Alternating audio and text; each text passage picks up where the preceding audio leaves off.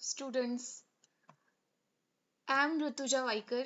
Welcome all to my YouTube channel. In last video, we have finished your first lesson from your 11th standard. Am I right? So here I am with you with the new lesson.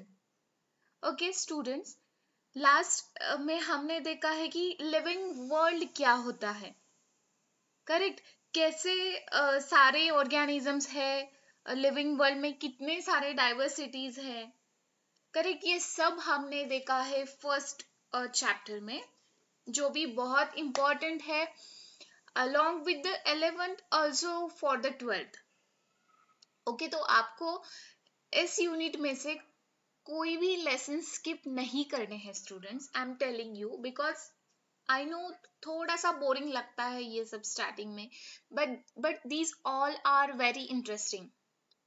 Okay, so मैं बात करने वाली हूँ second lesson की, जिसका नाम है biological classification. Okay, अभी आपको पता होगा बायोलॉजिकल क्लासिफिकेशन मतलब मैं किन टॉपिक्स की बात कर रही हूँ. Okay, so let's start with the topics to cover in this lesson. इस लेसन में हम पढ़ने वाले हैं इतने सारे टॉपिक्स.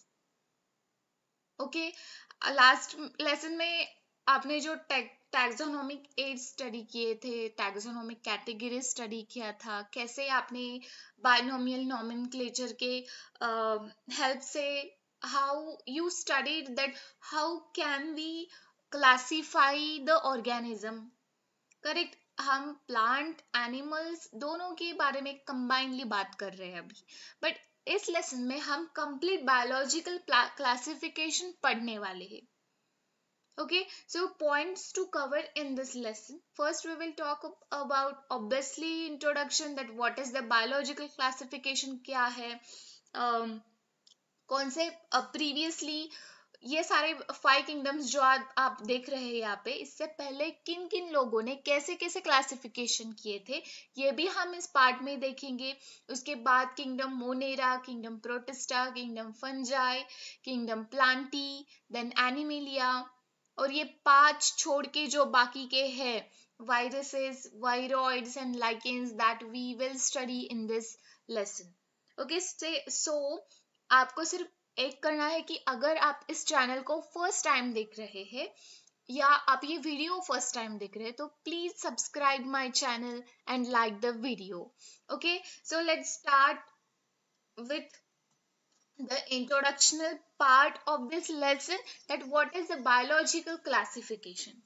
Okay, अभी हम इन दोनों वर्ड को अगर देखें, बायोलॉजिकल क्लासिफिकेशन, या फिर इसे हम एक डिफरेंट, बायोलॉजी को डिफरेंट देखें और क्लासिफिकेशन को डिफरेंट देखें, तो आपको पता चल गया होगा कि मैं किस क्लासिफिकेशन के बारे में बात कर रही हूँ. Okay, obviously the biological classification means कोई एक पार्ट तो नहीं है बायोलॉजी का. That means कोई ऐसे तो नहीं है कि मैं सिर्फ प्लांट के बारे में बात कर रही हूँ, या फिर मैं एनिमल्स के बारे में बात कर रही हूँ, या फिर इंसेक्ट्स के बारे में बात कर रही हूँ. That is not the point. Okay, biological classification means all the living organism should classify in a proper way.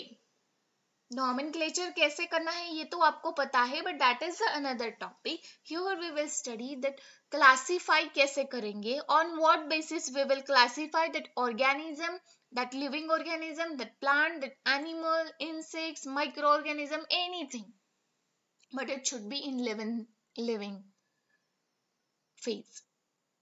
Okay, so let's begin with the definition of the biological classification. Okay, normally क्या होता है, हमें तो ये पता है, अरे biological classification में क्या है, उसमें तो कुछ भी नहीं है, सिर्फ 5 किंगडम क्लासिफिकेशन है. बैक्टीरिया मोनेरा में है, प्रोटिस्टा है, वायरसेस है, देन फंगस है, प्लांटी है, एनिमेलिया है, सिंपल.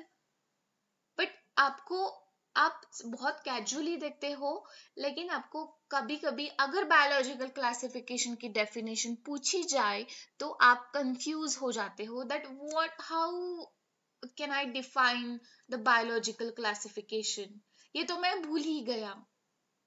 ओके, सो आपको ये छोटी छोटी चीजें में याद रखनी जरूरी होती है.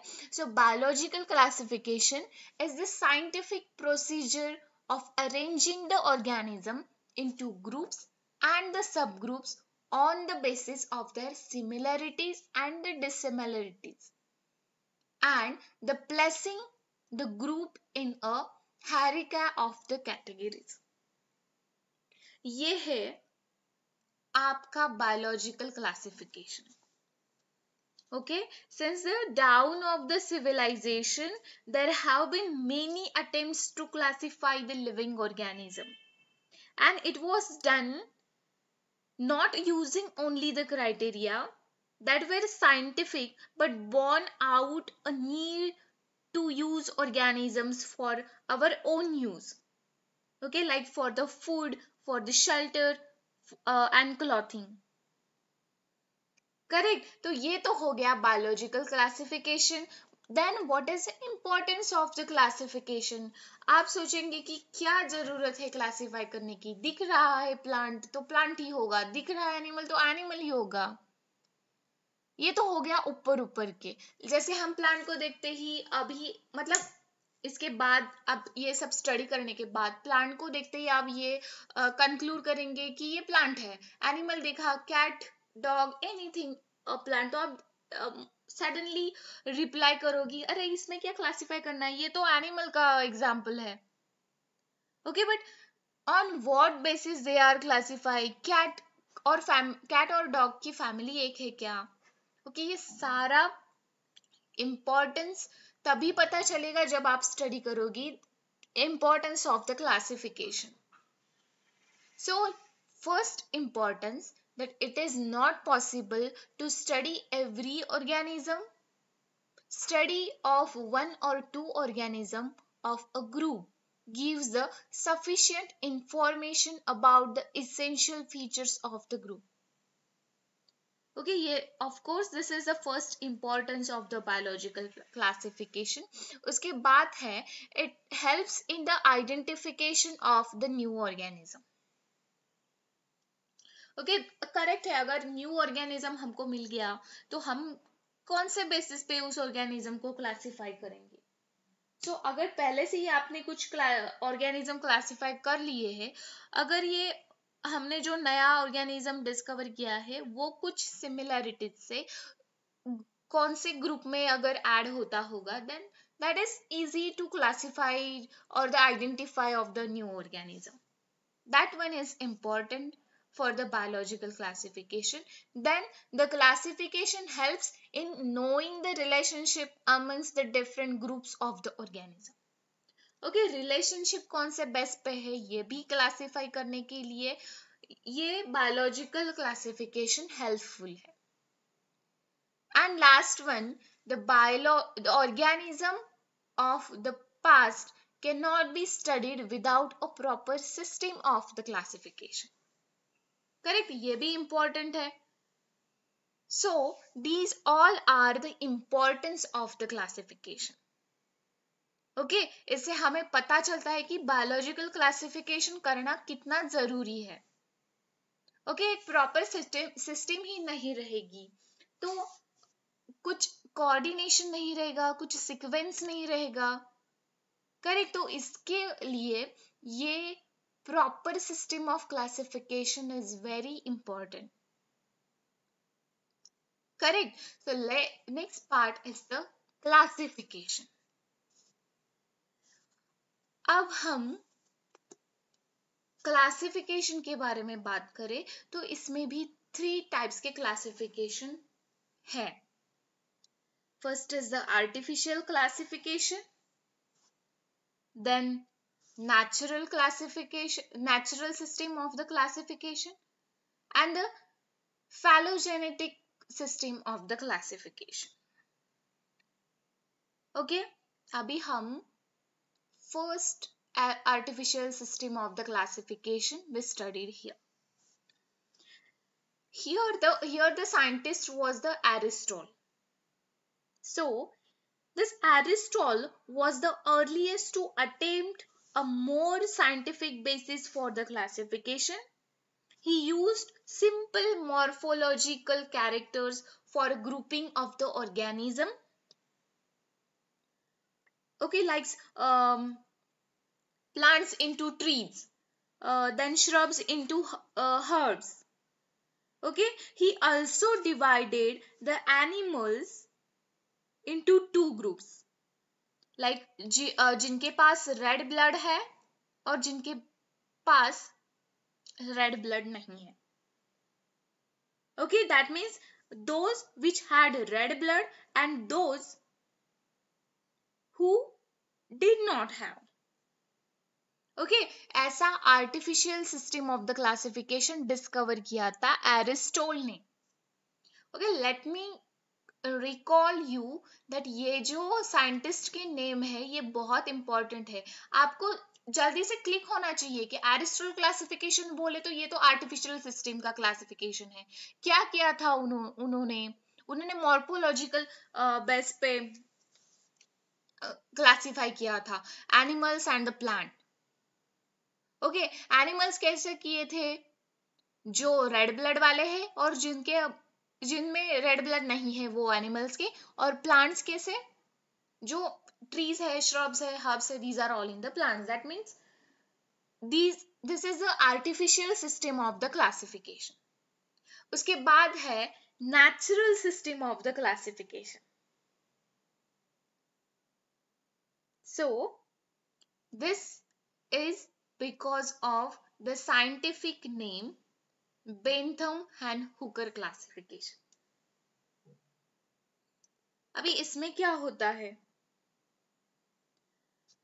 Here takes into the consideration comparable study of a number of characters so as to bring out the natural similarities and the dissimilarities. Okay, naturally जो कुछ similarities होंगे तो वो अलग ग्रुप में, dissimilarities होंगे तो वो अलग ग्रुप में. So that's why there is a natural relationship in the organism, and this is discovered by the Bentham and this is natural system is because of the two scientists Bentham and Hooker classification. Correct. So this is the natural classification. उसके बाद जो है phylogenetic classification. अभी ये यहाँ पे कौन से साइंटिस्ट है? Here the scientists are the Igler and the Prandtl. Okay, so here what did, based on the evolutionary relationship of the organism, and in this system the organism are classified on the basis of their evolution on the earth from the primitive to highly evolved. Okay, उनका evolution कैसे है अर्थ पे, उसके base पे ये सारे kingdoms मतलब classification classify हो गए. Correct. In Linnaeus time, you know the Linnaeus scientist time, a two kingdom system of classification, only the Plantae and the king Animalia, and these was developed that included all the plants and the animals respectively, and this system did not distinguish between the plants and the animals respectively. So this system did not distinguish between the eukaryotes and the prokaryotes. Correct. अगर जो भी है plants है और animals है, आपको तो पता है कितने सारे डिफरेंसेस है. प्रोकैरियोट्स डिफरेंट है, यूकैरियोट्स डिफरेंट है, यूनिसेल्युलर डिफरेंट है, मल्टीसेल्युलर डिफरेंट है. So these are not enough na to type of system, only the Plantae and the Animalia. So this system did not distinguish between the eukaryotes and the prokaryotes, unicellular and multicellular organism, also the photosynthetic and the non-photosynthetic fungi or other organism. So the classification of organism into the plants and the animals was easily done and easy to understand. But if a large number of organisms used for the long time, that was inadequate. Correct, students? So here you can see that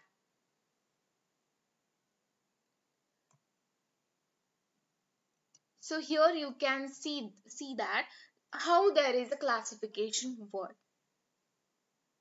So hence the two classification is inadequate. So besides the gross morphological, and a need was also felt for including the other characteristics like the cell structure is there, nature of wall is there, mode of nutrition is there. Okay ये तो हो गया natural system के बारे में. Okay so these ये तो हो गए क्लासिफिकेशन के टाइप्स कि आर्टिफिशियल कौन से है, नेचुरल कौन से है, और फैलोजेनेटिक सिस्टम ऑफ क्लासिफिकेशन क्या है. ओके ये पार्ट फर्स्ट का जो वीडियो है वो एक सिंपल इंट्रोडक्शन पे बेस्ड है, बट इसमें से ये सब साइंटिस्ट के नेम और ये आर्टिफिशियल सिस्टम ऑफ क्लासिफिकेशन क्या है, नेचुरल सिस्टम ऑफ क्लासिफिकेशन क्या है, and the phylogenetic system of classification क्या है, ये बहुत इंपॉर्टेंट है.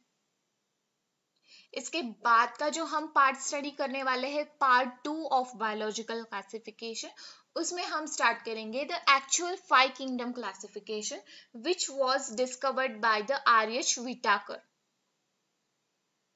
ओके वो साइंटिस्ट ने जो 5 किंगडम क्लासिफिकेशन सिस्टम हमको दिया था वो हम स्टडी करेंगे. ओके स्टूडेंट्स, सो तब तक आप फर्स्ट चैप्टर का रिवीजन कीजिए, सेकेंड चैप्टर का फर्स्ट पार्ट देखिए और मेरे चैनल को सब्सक्राइब करना भी ना भूलिए. Okay, thank you so much.